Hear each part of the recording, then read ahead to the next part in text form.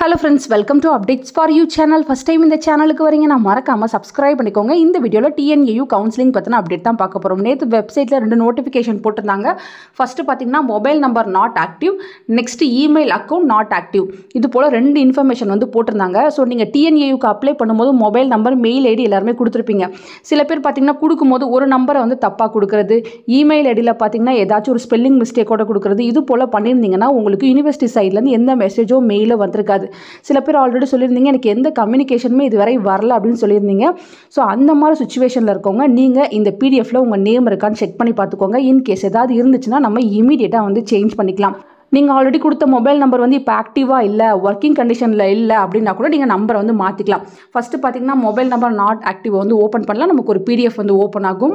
So இந்த பிடிஎஃப்லேயுமே பார்த்தீங்கன்னா நமக்கு அந்த இன்ஃபர்மேஷன் தான் கொடுத்துருக்காங்க. அட்மிஷன் ரிலேட்டடாக உங்களுக்கு ஏதாச்சும் மெசேஜ் அனுப்பும்போது டெலிவர் ஆகலை இந்த நம்பருக்கு, அதனால இந்த நம்பரில் ஏதாவது சேஞ்சஸ் இருந்துச்சுன்னா நீங்கள் பார்த்தீங்கன்னா சேஞ்சு நம்பரை வந்து இந்த மெயில் ஐடிக்கு வந்து ஃபார்வர்ட் பண்ணுங்கள், இல்லைனா ரெண்டு நம்பர் கொடுத்து இந்த நம்பருக்கு வந்து ஃபார்வர்ட் பண்ணுங்கன்னு உங்களுக்கு இன்ஃபர்மேஷன் கொடுத்துருக்காங்க. டைம் பார்த்தீங்கன்னா ஜூலை 5th வரையும் கொடுத்துருக்காங்க.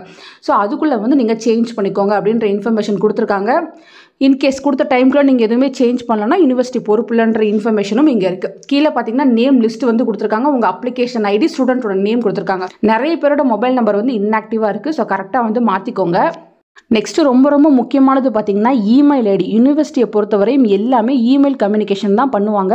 ஸோ இமெயில் வந்து ரொம்ப முக்கியம். ஏன்னு பார்த்தீங்கன்னா நமக்கு நார்மல் மெசேஜில் உங்களுக்கு ஒரு மெயில் அனுப்பியிருக்கோம் அந்த மாதிரி மட்டும் தான் இன்டிமேஷன் வரும். உங்களுக்கு மெயிலில் தான் ஒரிஜினல் இன்ஃபர்மேஷன் என்ன அப்படின்றத ஓப்பன் பண்ணி பார்க்க முடியும்.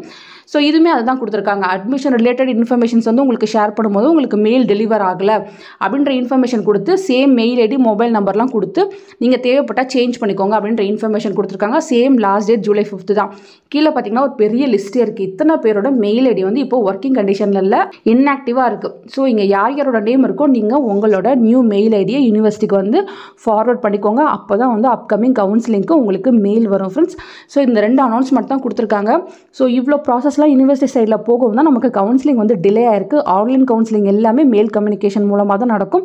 ஸோ மெயில் ஐடியை வந்து கரெக்டாக யூனிவர்சிட்டியில் கொடுத்துக்கோங்க ஃப்ரெண்ட்ஸ். ஃபர்தராக உங்களுக்கு வேறு ஏதாச்சும் அப்டேட் கிடைச்சா கண்டிப்பாக வீடியோ போட்டு சொல்கிறேன். சில பேர் மேனேஜ்மெண்ட் கோட்டாவில் வந்து சீட் எடுக்கணும்னு ட்ரை பண்ணிட்டு இருக்கீங்க. ஸோ டொனேஷன் இல்லாமல் கம்மி ஃபீஸில் ஏதாவது சீட் வேணும்னா தாராளமாக நீங்கள் என்ன காண்டாக்ட் பண்ணலாம். தேங்க்யூ ஃபார் வாட்சிங்.